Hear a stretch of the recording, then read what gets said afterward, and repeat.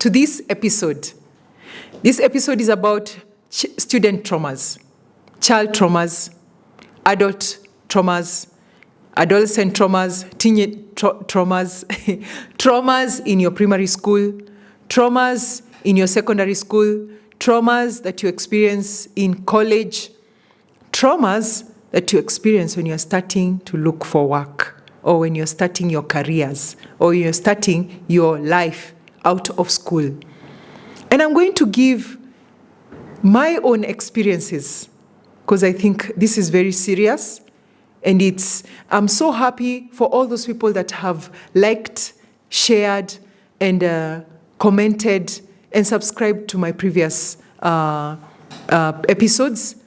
Some of you even called me and shared that you want me to highlight on these traumas that have really affected many people in our institutions and in our schools. And we're asking ourselves, how do we as teachers, because it's all about the teachers, how do we as teachers take care of students that are going through a lot of trauma, going through a lot of pain? How are we going to build these students to be the creative students that they are supposed to be ready for the AI revolution that is coming in? How do we empathize with these students in our classroom? You remember in my first few podcasts, I mentioned my friend Judy, who was traumatized when she went for her teaching practice in her ECD, early childhood development education practice, and she saw a teacher who was so negligent. And I'm here to tell you, I have gone through the same thing, and today I'm going to give you my journey. So bear with me. I hope I don't tear, but well, I want to remember, I think I've healed from that. I want to also appreciate all those people that have worked with me, teachers, spiritual guides, my friends. I'll mention a few, and they are listening in this episode, and I'm so thankful. The first trauma that I experienced was in class 1. The teacher tells us we have to go for games in the field. She did not tell us to prepare. She gave us an instruction to get our kits from our parents, but she did not tell us how those kits were supposed to be picked. So what I did, I went home. My parents, as I've mentioned before, are very busy people who are very busy, but at least they used to pick me, and they used to drop me and pick me sometimes when they could. And so in class 1, that time, so the teacher has told us we are going to be having school games. So I did not tell my parents that the uniforms, the sports kits were needed. But I was told you are supposed to go with a white T-shirt and a blue short. So what do? I pack a T-shirt, but I pack a blue pant. Oh God. Not a short, not a sports kit short, but a pant. And so I arrive in school, I'm so excited, people are dressing up, my Asian friends are there, they're dressing up, they're putting on their, and then they run off, and I'm left, and I'm wondering, okay, all I needed to do is just remove my clothes, my uniform, and see how, put on the T-shirt, and I walk out. And I walk out to go to the field, and the teacher sees me walking out from the classroom all the way into the field. But one student, a class 8 student, sees me and calls me and tells me, "That's not a short. You're actually wearing a panty, and that's wrong." I was so hurt, because the person who was supposed to have told me to wear the right thing, or who was supposed to cover me, was a teacher that had left in class. She was not concerned that I walked out with a panty. She and everybody else was in a short. So I'm running around in the field, and I don't know that I'm in a panty, and it's wrong. So only a student, because it was school games. And this friend of mine has lived to be a very good friend of mine till date, is called Grace. Grace, thank you so much for that help that day. And she journeyed with me henceforth, and was like my mentor after that, because I just joined school. But when I got home and told my mom what had happened, I was beaten because I did not tell her that I had not reminded her to buy the kits, the sports kits from the uniform center in Embucounty. And so the following day she bought, and the following day I went. But I did not forget that experience. The fact that many students laughed at me. They saw me walk out of the classroom with a panty and just a white T-shirt, and I thought I had what was needed. And I also did not have shoes. I did not go with the right rubber shoes for the sports. So I had carried, I just went out into the field because I was seeing, the boys are not having shoes. Half of the school, it's a public primary school, so half of us didn't have shoes. That is in the 80s. Some of us were not coming with shoes, others were coming with shoes.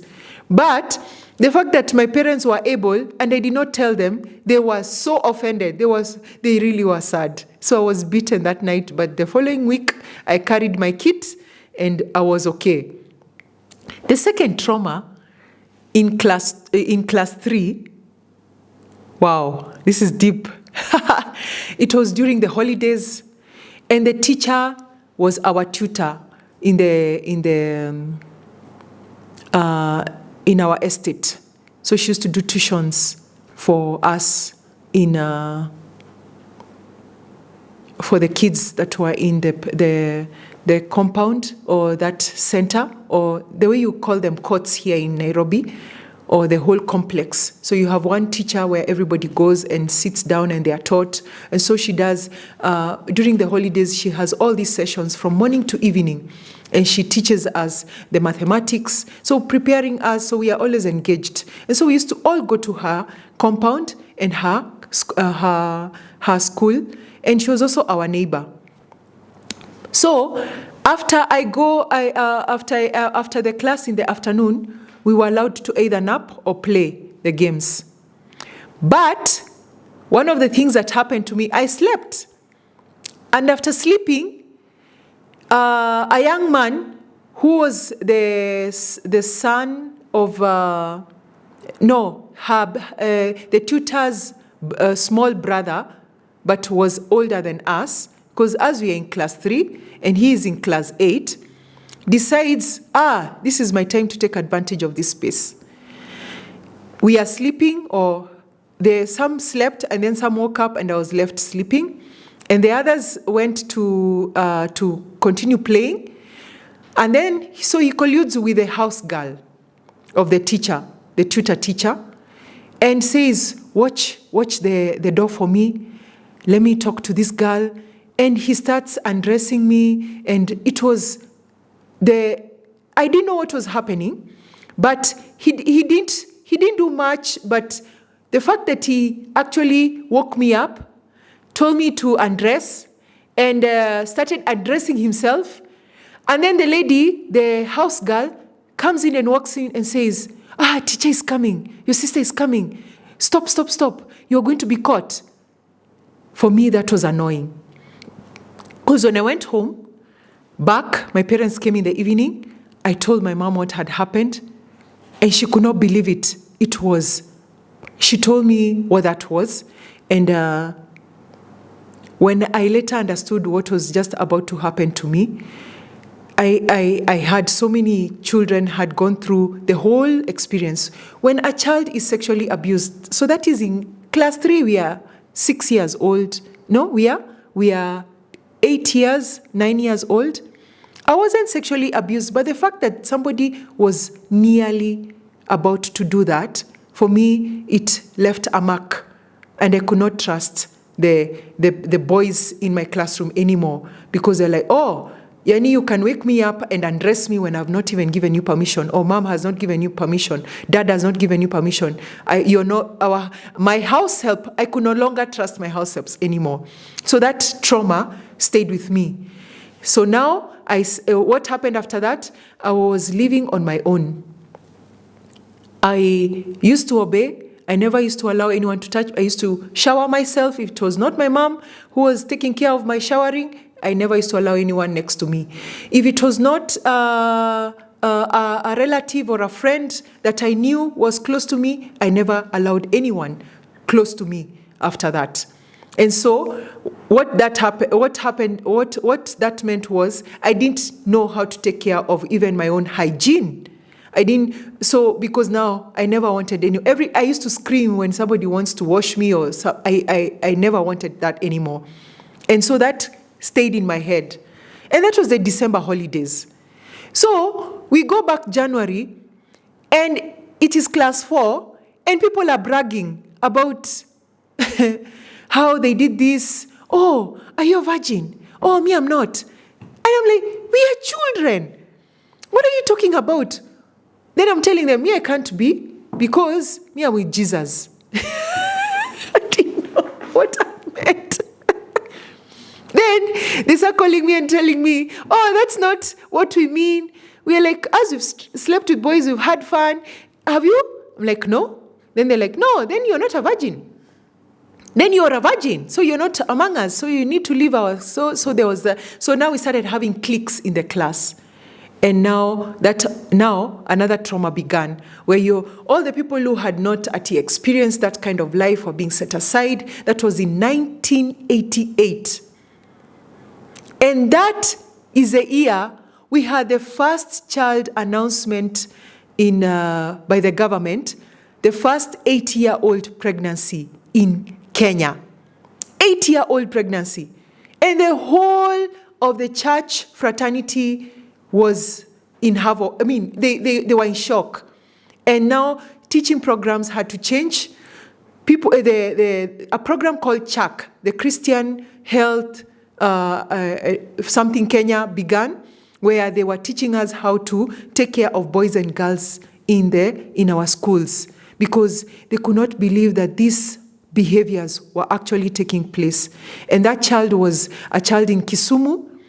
Embu was still very active, but at least when the activities and the teachings began about her sexual education, it was healthy. It allowed people to understand, oh, I can't do this behavior anymore. So this is it is going to cause me trouble if I do this. If I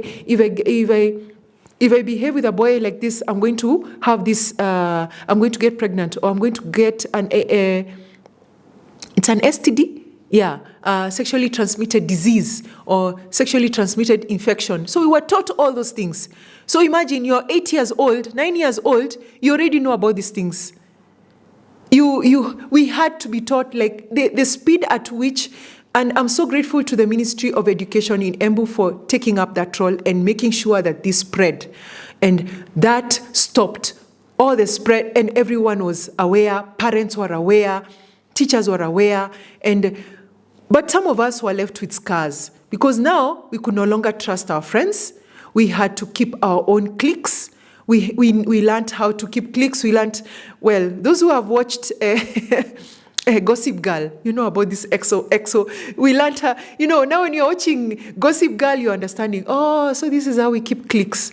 When you're watching fraternities, and when we are learning, when we are watching these movies, we are like, wow, this is what it means. And so we even started having pride, because now our Asian friends, whose parents were having bookshops in Embu town, and were bringing in all this content and books on fashion sense, on Gossip Girl, we now started having cliques and dressing up and telling men, you can't touch us, we know ourselves. And so there's an aspect of the Embu girl you will always find. People have mentioned, these are people who have so confident. We are so confident about ourselves, especially my generation. We know we are go-getters, because after we found out people who are actually being very manipulative, from the from an early age, we already knew what we want in life. We already knew what our safe spaces were. We already knew what we can allow people to do with us and not do. And especially when it comes to sexuality, our feminism, our masculinity, people knew our safe spaces. So that year is a year, as I mentioned in the previous podcast, I told my parents I need to leave for boarding school. In class 4, during that whole year when I'm trying to figure, so now we are in cliques in class 4, and I'm learning on my own. When we are given homework, I go and read more. That's when now my parents exposed me to, when I told them about what was happening to me and I really wanted to go to boarding school, my dad brought all his content, all his books from his British system, education, which was a CPE that time. So I'm learning British English at home. So I'm writing so well. My compositions are so good. So the next trauma I had in class 4 is presenting my homework and it being thrown back into me that I have cheated. I get home, my dad gives me Chinua Achebe's books to read.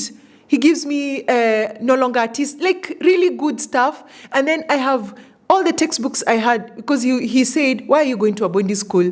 What you're learning, 844 is British system. Like, Daddy, how is 844 British system? Okay, fine. Then why are my Asian friends going to Lions and it's a different curriculum? Well, that was, we fought about that, but he was like, no, 844 is actually British. So, so I'm here with all these British, like the IGCSE books and GCE books and IB books that you guys are learning in your in the British curriculum in your various schools in Nairobi. But when I'm going to my 844 class, the teacher doesn't understand what I'm saying in my homeworks because it's more advanced. I'm speaking better. I am ahead of her in my theories, in my articulation. And she put me down. She said, I'm lying, I'm cheating. Well, I'm going through that episode right now with somebody else in my workplace, but that's okay. But when you get home and you're improving yourself, your parents have given you a space where you can be a creator, an innovator, to speak well. Now, the other thing that my parents did not like is us speaking mother tongue. Well, it's 844, so and we are teaching you to be they were leaders in the ministry. So they knew what they had brought into the society through our former president, Daniel Moi, was going to be beneficial for everybody. We were being made global citizens. So why are you speaking mother tongue? Why don't you speak good English and Kiswahili? So the next thing my dad brings is all his books. When he traveled when he's working in Mombasa, he brings all the poetry, the Tanzanian books. I have good Swahili. If I speak to you Swahili, I don't speak normal Swahili like everybody else. I don't understand a lot of Sheng because my dad said, no, you must speak clean Swahili. And see Swahili ya barabara. So at home, my homeworks, the books I was using were more advanced. What are the teachers giving me? Sijui Tom and Jerry. No, Tom, it was Mr. Tom and Mary. and these books that have been, we are still complaining about them. And I like even during the CBC, the books that are being approved are really shoddy books. Because we are saying we want CBC, but you're giving it in an 844 style where it's just theory, there's no practical. A British system book is so practical. How you articulate the numeracy is different. The literacy skills, how they enhance the reflections are totally different. So for me, that composition, especially the insha and my composition and the way the teacher treated me after that, I was so pissed. And I told Dad, if I'm being given 0 and I'm being told I'm a cheat and I've done my homework properly, I did not copy. My parents really believed in me. I'm a firstborn. So my parents have always known that they have always instilled in me this go-getter drive. I'm a go-getter. So just be yourself. Show us what you can do. When you fall, tell us. We will tell you what to do next. So I've always been told, you dive in. Tutakutoa kama una drown. So after that performance of English and Swahili in class 4, and I presented my work to my dad, it was clear that I needed to go back to I needed to go to a boarding school. And it was okay. But the fact that you're not being told what you're learning, you're not being told how to, why you are spending so much time in games and not in theory. Remember, I've just come from a trauma where performance, paper-wise, is wanting. And so I want to excel in that. So when I go to another school now, and this time they're not concentrating on paper, building this aspect of me, they want to build the aspect of your field sports. You need to be good in sports. You need to be good in mountaineering. You need to be good in gymnastics. I was really good in gymnastics. Wow. And I still am. So, and I love that because it keeps me shaped up and young and vibrant. And at least that, as an entrepreneur and as a millionaire mindset kind of thing, I know what I'm supposed to be doing when I wake up in the morning. So those things shape me. But the fact that I was not, the poor integration really limited how I was performing. They had to get me into a different school. Yes, the balance between the practical and the curriculum, the academics and the extracurricular activities was beautiful, very good. Until class 6, the next trauma. So what happens in class 6? We get into puberty, and that's the first time somebody experiences their menstrual periods. And so we have these organizations coming around to schools, teaching children how to use pads for ladies and men how to. So because the CHAC program had already begun with the Ministry of Education, so it was continuing. It was now going to be a constant in all primary schools. And so our school head teacher called the CHAC, so the teacher in charge of the CHAC program, called all the ladies in the evening to go for a meeting. We don't know what it's about. We thought it was just a normal lesson. So we go for the lessons. In Kamodada, the boys used to sit on one side and the girls on the other side. It was good respect. I loved those people. I still love them up to now. They're still my best friends. We had the best life in that boarding school. It's the same thing when I hear when people went to Eston with the prince in the United Kingdom, the college, Eston College. You know, it's the same thing we feel when we say about Kamodada Primary School. It was a beautiful place to work, and we had a wonderful head teacher, Mrs. Kauma. And so when these guys bring in, they do not tell us it is mandatory for you to stay in that lesson. So when we are being dispersed after the session, and the ladies are told to stay behind, they are not telling us that they are going to teach us how to use the pads. They are not teaching us how. Remember, I'm already in trauma. I don't want to talk about hygiene and skin-related stuff with other people because I've already gone through somebody who has violated that space for me. So every time a topic on undressing began, I ran out. So I ran out. I went to the classroom. I went to, and the boys were there. They're doing these games for, we were playing a gamification, a game where you say, what is your favorite car, using the alphabets, or what is your favorite. So I love those games. And because in our school used to be arranged according to rows of performance, so you find half of the term, I am the leading student, a female student, surrounded by all the guys. All my friends, number 1, a boy. Number 2, a boy. Number 3, a girl. Number 4, a boy. So the whole row, boys, boys, boys. So I went back and they're asking me, what are you doing here? You should be there with us. I'm like, no, they're talking about some things about girls I don't understand. So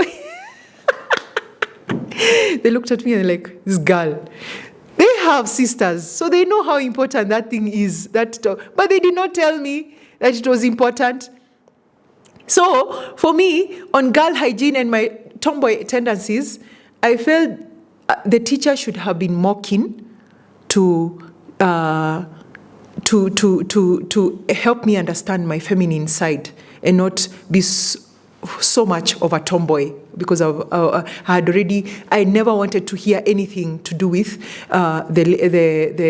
the girls related stuff, because already somebody had tried to violate that aspect of my life, my privacy. And so discussions on that were irrelevant, because I felt no one was actually taking care of my safety. I always used to take care of it myself. So I've always been taking care of myself.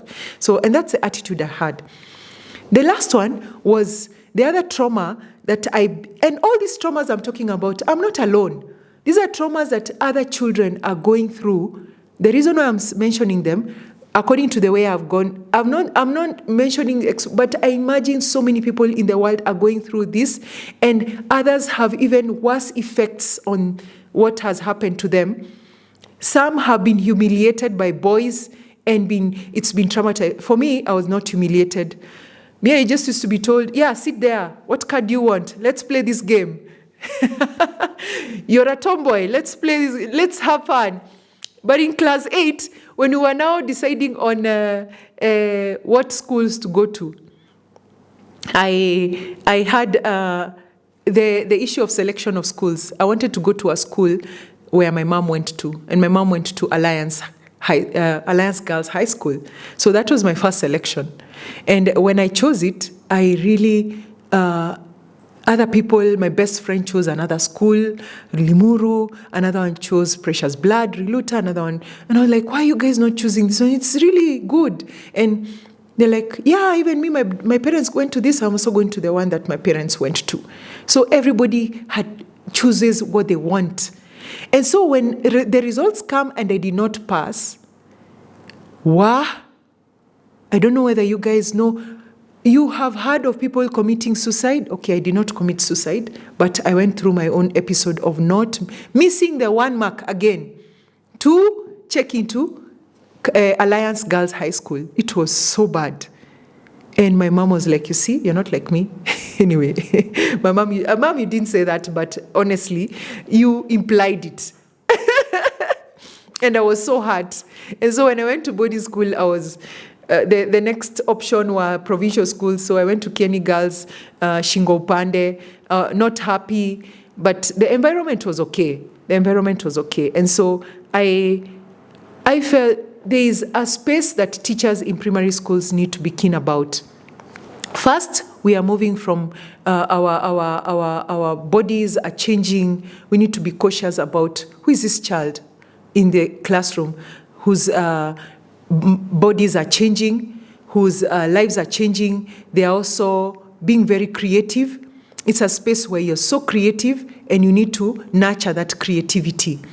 There is a space where, and I loved one teacher in class 6 who, unlike the other one who was in class 4 who told me, you have written, your composition looks fake. Because at home I was having the British curriculum books, and this other side I was having 844 books in school.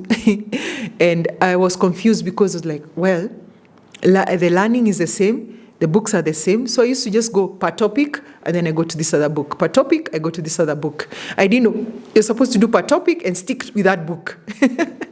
Anyway, so when a teacher, the teacher in class 6, our art and craft teacher in Kamodada, Mr. Nyaga, told us to draw. I drew so well. So I know I have drawing skills, but I've not, now with AI, I will be able to apply them. I'm looking forward to that. It's going to be exciting to build my own artifacts and sell them. I'm looking forward to that. And I drew something I drew a very beautiful kangaroo. I'd never seen a kangaroo, but I'd seen them in the books. But from my imagination, we were told to imagine stuff. And I drew something beautiful. And I got a 9/10. That was impressive. I was so happy. And I was so charged up. And I was like, Frida, this is it. And from then on, I was leading in all examinations. I was like, oh, Frida, if you can do this and you can get a 9/10, what can't you do? So from then on, I excelled in all my performance. So these are the traumas in primary school, and these are challenges that I believe teachers, we need to be empathetic about. We need to be more cautious when we are looking at these spaces. How are we taking care of this child who wants to be creative, but also who needs to be self-aware about their body changes, their lifestyles, how they are dealing with their peers in the school? We as teachers need to take that up. And I will be speaking about that speaking about how we deal with that trauma as teachers in the next coming episodes. Thank you very much. This is Frida Ngare. This is a Lady Entrepreneur channel. Please like, share, and comment, and let me know what you think about this episode.